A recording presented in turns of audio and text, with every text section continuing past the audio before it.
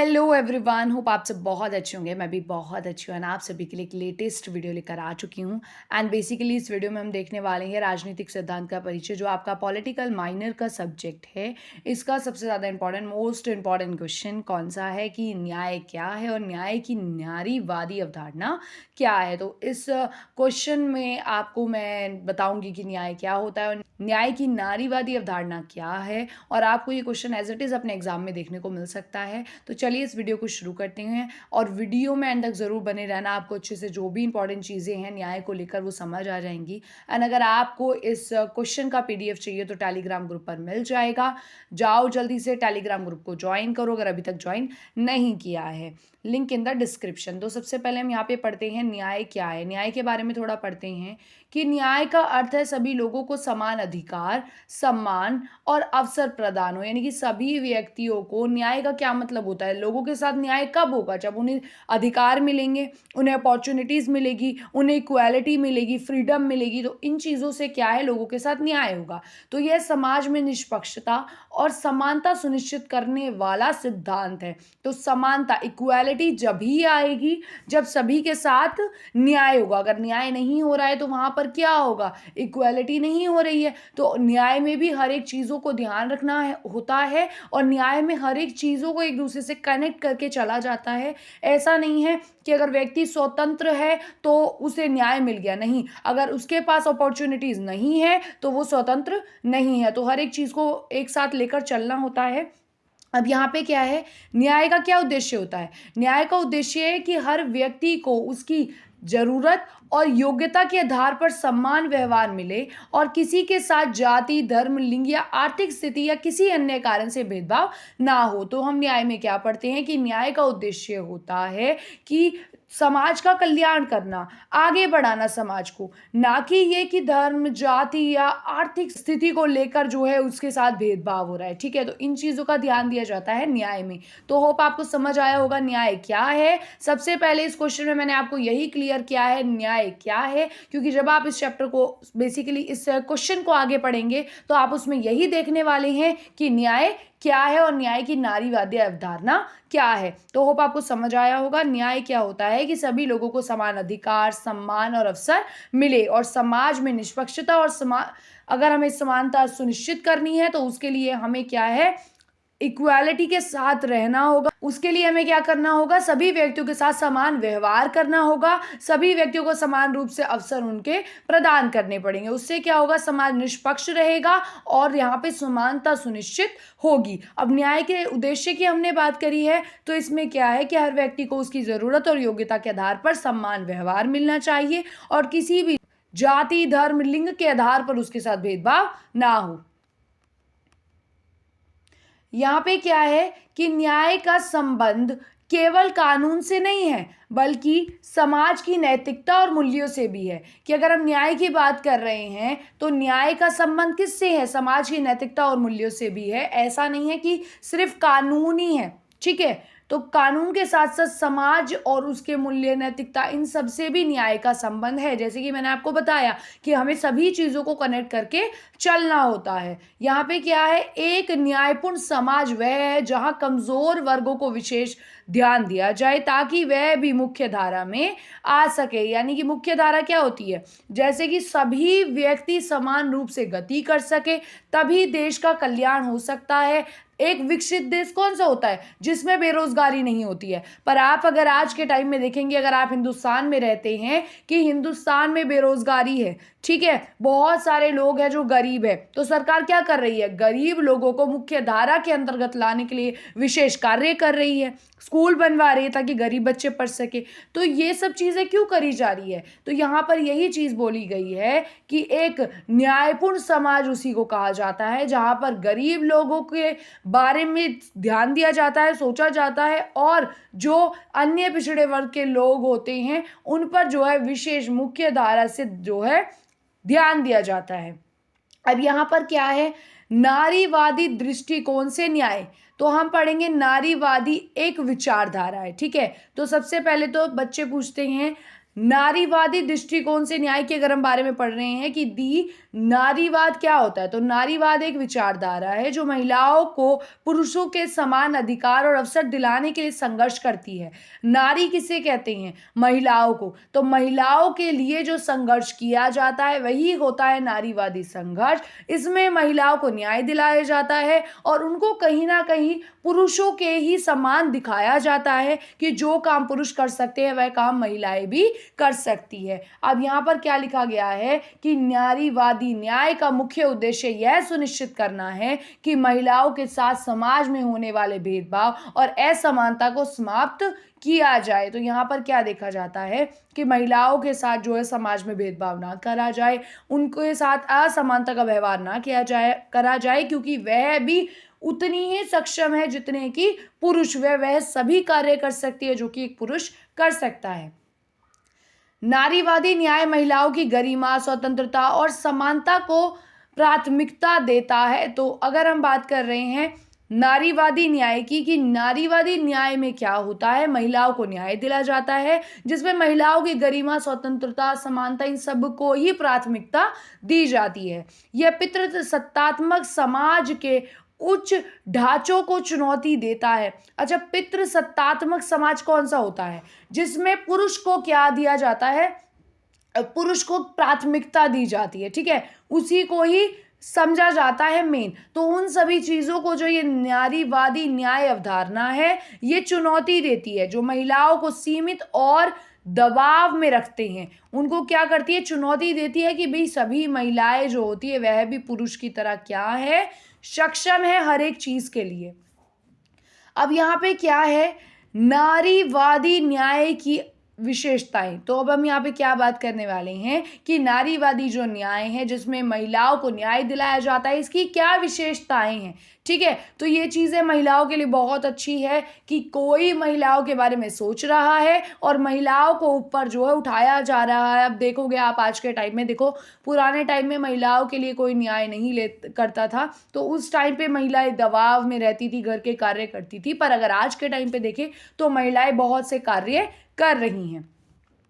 अब इनकी विशेषताओं की यहाँ पर हम बात करते हैं। इसमें क्या लिखा है? समान अधिकार और अवसर, कि महिलाओं को समान अधिकार दिए जाते हैं और अवसर दिए जाते हैं। इसमें क्या है कि नारीवादी न्याय का पहला सिद्धांत है कि महिलाओं को पुरुष के समान अधिकार मिले और अवसर मिले। तो सबसे पहला नारीवादी अवधारणा में क्या सिद्धांत है कि महिला जो है वो पुरुष के समान है और उन्हीं को उनके जैसे कि पुरुष को अधिकार मिलते हैं वैसे ही महिलाओं को अधिकार मिलने चाहिए और अवसर भी महिलाओं को उतने ही मिलने चाहिए जितने कि पुरुष को मिलते हैं।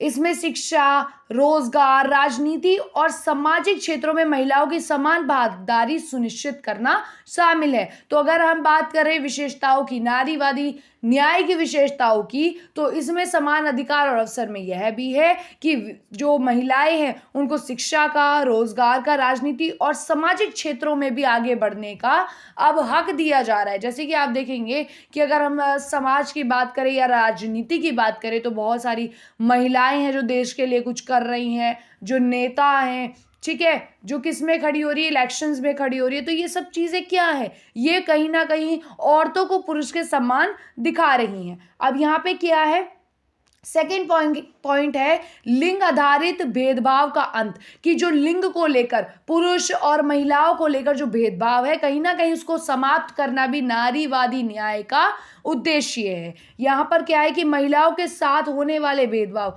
जैसे कि वेतन में असमानता। वेतन क्या होता है, आपने देखा होगा कि महिलाओं को कम सैलरी दी जाती है पुरुष के अकॉर्डिंग, तो ऐसा ना हो उसके लिए भी क्या है यहाँ पर जोर दिया जाता है। कहीं ना कहीं जो ये भेदभाव है इसे खत्म करने की भी कोशिश की जाती है। कामकाजी माहौल में उत्पीड़न और घरेलू हिंसा जैसे समस्याओं को समाप्त करना। तो बहुत सारी हिंसा होती है, समस्याएं होती है, महिलाओं को लेकर बहुत सारी ऐसी चीज़ें होती हैं जो नहीं होनी चाहिए। महिलाओं पे बहुत तरह के सवाल उठाए जाते हैं। तो कहीं ना कहीं जो ये महिला और पुरुष को लेकर भेदभाव है इन्हें ख़त्म करने का जो है उद्देश्य, और आप मान सकते हैं कि सिद्धांत जो है वो नारीवादी न्याय के अंतर्गत आता है।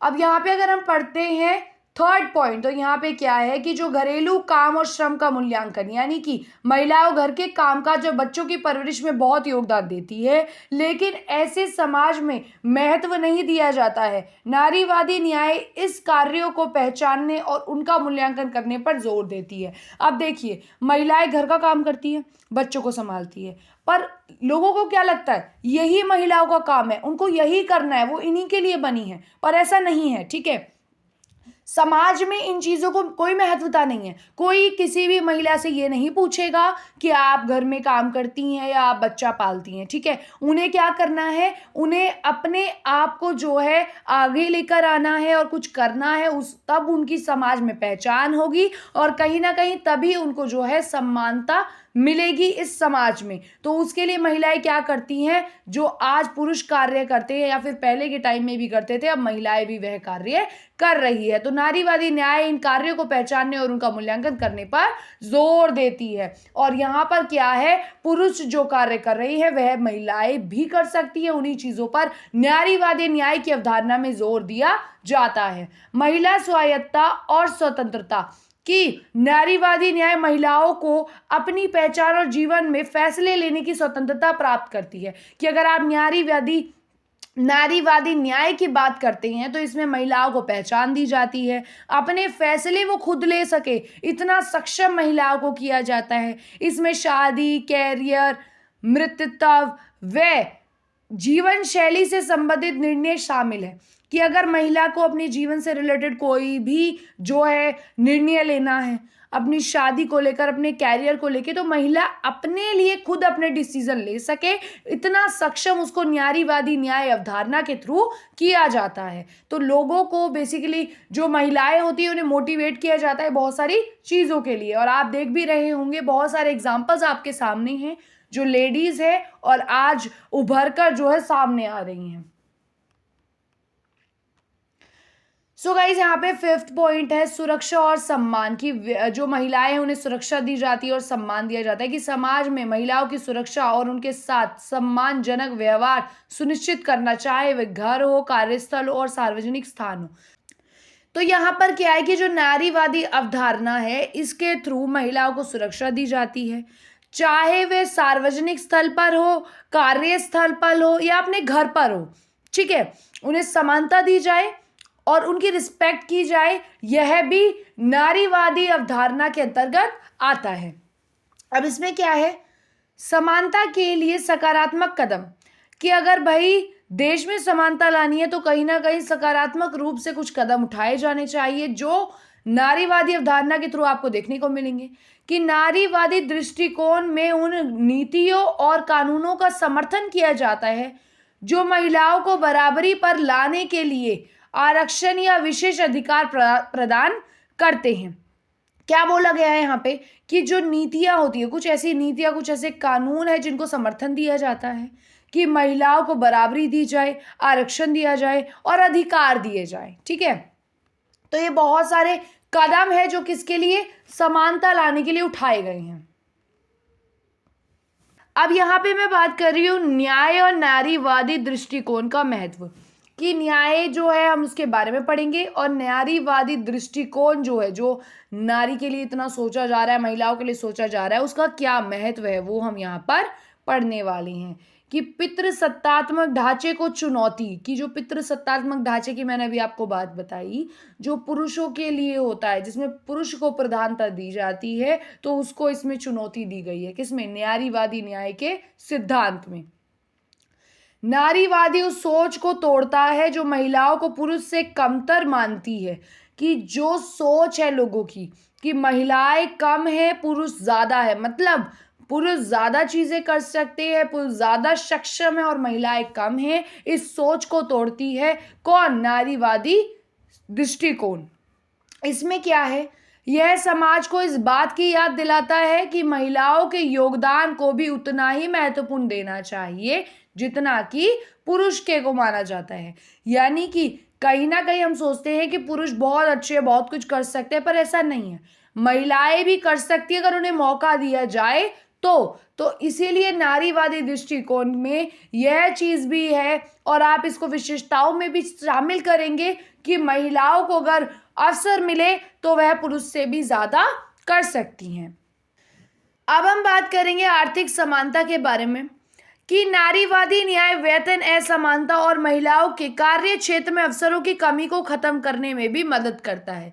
कि जो नारीवादी न्याय है इसमें क्या देखा जाता है कि जो महिलाएं हैं उनकी सैलरी बहुत कम है, तो इस चीज़ में कहीं ना कहीं बैलेंस लाने के लिए और समानता लाने पर भी नारीवादी न्याय में जोर दिया जाता है।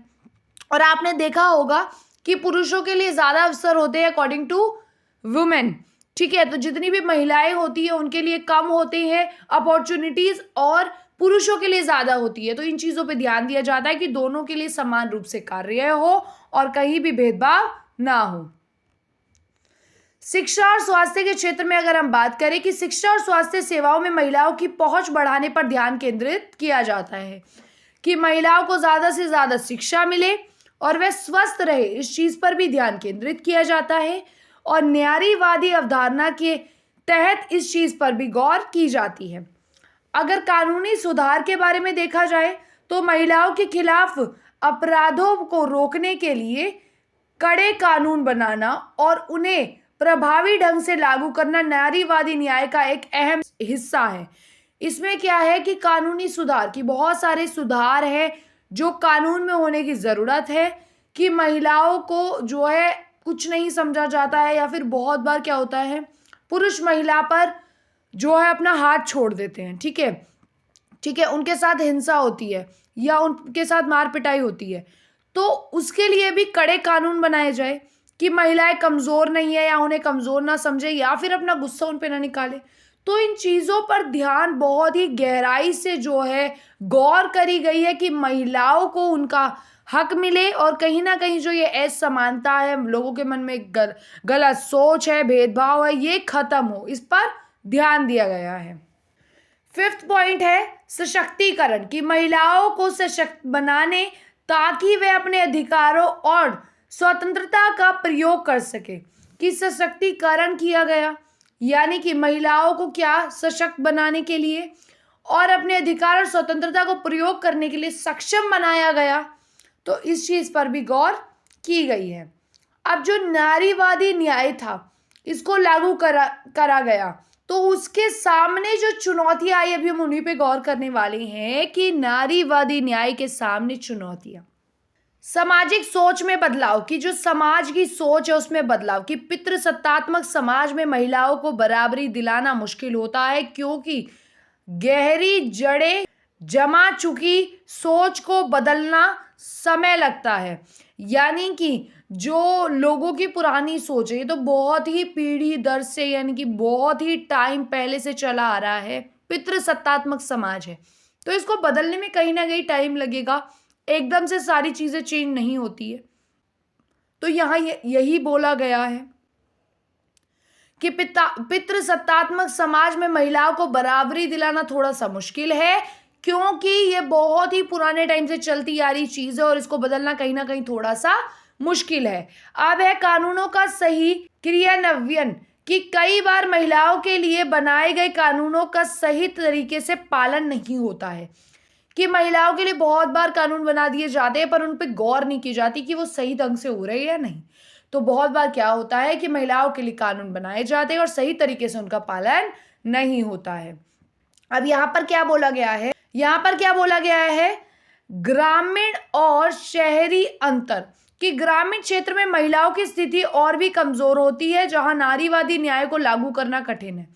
कि कुछ चुनौतियां आई हैं नारीवादी न्याय के समक्ष कि भाई अगर इसको लागू करना है तो कहीं ना कहीं कुछ चुनौतियां हैं, जैसे कि गांव में आप देखोगे महिलाओं की स्थिति बहुत ज़्यादा कमज़ोर है, तो वहाँ पर कहीं ना कहीं महिलाओं को एकदम से उभारना या फिर उनके लिए कुछ ऐसे कदम उठाना जो कि गांव वालों के लिए थोड़ा सा समझना मुश्किल होगा, थोड़ा सा कठिन था। तो यहाँ पर नारीवादी न्याय के समक्ष यह लागू करने में थोड़ी सी कठिनाई है कि भाई जो ग्रामीण क्षेत्र है इनमें महिलाओं की स्थिति बहुत ज़्यादा कमज़ोर है और इसमें इन्हें न्याय दिलाना या इन चीज़ों को लागू करना बहुत ही चुनौतीपूर्ण कार्य रहा। और इनके सामने जो चुनौतियां आई हैं इनके बारे में इन्होंने बात किया है कि जो पितृसत्तात्मक समाज है इसमें भी कहीं ना कहीं महिलाओं को बराबरी दिलाना मुश्किल है। तो यहाँ पर इन्होंने इन चीज़ों की बात करी है। इस क्वेश्चन में जो निष्कर्ष है अब इसकी बात कर लेते हैं कि हमने इस क्वेश्चन में ओवरऑल क्या पढ़ा। कि न्याय का अर्थ केवल बराबरी देना नहीं है, कि न्याय में हम सोच रहे हैं सिर्फ इक्वालिटी, लोगों को सिर्फ समानता मिलनी चाहिए, ये नहीं है, बल्कि यह सुनिश्चित करना है कि समाज के हर वर्ग को उसकी ज़रूरत के अनुसार वह सब मिले जो उसके विकास के लिए आवश्यक है। कि समाज का कोई भी वर्ग हो, कोई भी जाति, कोई भी धर्म, किसी भी भाषा या लिंग का इंसान हो, उसे उसके ज़िंदगी में कुछ करने के लिए, आगे बढ़ने के लिए वे सभी अवसर देने चाहिए। उसे एक मौका ज़रूर देना चाहिए, ठीक है? इस चीज़ पे ज़ोर दिया जाता है, ठीक है? हर एक इंसान के लिए ये। पर यहाँ पे अगर हम बात करें नारीवादी अवधारणा के बारे में, कि भाई जो नारीवादी दृष्टिकोण है, इससे न्याय का अर्थ यह है कि महिलाओं को वह सम्मान, समानता और स्वतंत्रता दिलाना जो उनके अधिकार है। यह समाज को संतुलन, प्रगतिशील और समावेशी बनाने का एक महत्वपूर्ण कदम है। कि अगर हमको हमारे समाज को आगे बढ़ाना है, हमारे देश को एक विकसित देश बनाना है, तो उसके लिए महिलाओं को भी कहीं ना कहीं बराबरी देना ज़रूरी है। आपने बहुत बार देखा होगा, देखो भारत एक ऐसा देश है जिसमें महिलाओं की बराबरी की अगर बात करें तो अभी भी कई हद तक नहीं है, और बहुत सारी चुनौतियां अभी भी हैं। पर बाहर के देशों में ऐसा नहीं होता है। पुरुष और महिलाएं जो हैं वो बिल्कुल इक्वल है। तो इन चीज़ों को जब लोगों ने देखा, बाहर के देशों के साथ कनेक्ट किया, तो उनको लगा कि कहीं ना कहीं हमारे देश में भी जो ये हालात है ये बहुत कमज़ोर है, महिलाओं की स्थिति बहुत ज़्यादा कमज़ोर है। और उसके लिए क्या किया गया, महिलाओं के लिए कानून बनाए गए, बहुत सारी चीज़ें करी गई। सो होप गाइज आपको ये क्वेश्चन समझ आया होगा, और ये वीडियो मैंने आप सभी के लिए बनाया था ताकि आप अपने एग्जाम में लिख सको, आपको मैं कुछ इंपॉर्टेंट चीज़ें बता सकूँ। और ये क्वेश्चन एज इट इज़ आने के बहुत ज़्यादा चांसेस है कि न्याय क्या है और नारीवादी अवधारणा क्या है, कि महिलाओं की न्याय की इसमें बात करी गई है। सो गाइज होप ये वीडियो आप सभी के लिए हेल्पफुल होगी। वीडियो को यहाँ तक देखा है, वीडियो को लाइक ज़रूर करना, एंड कमेंट में एक फ्लावर ज़रूर कमेंट करना वीडियो को यहाँ तक देखा है तो। And thank you for watching this video till the and. Thank you for watching. And अगर आपको इस क्वेश्चन का पीडीएफ चाहिए तो टेलीग्राम ग्रुप पर मिल जाएगा, जल्दी से जाओ, लिंक डिस्क्रिप्शन में है, वहाँ से टेलीग्राम ग्रुप को ज्वाइन करो, एंड वहाँ पे आपको सारे पीडीएफ्स और नोट्स मिल जाएंगे। And thank you for watching this video till the end. See you in the next video. Thank you for watching. Bye bye.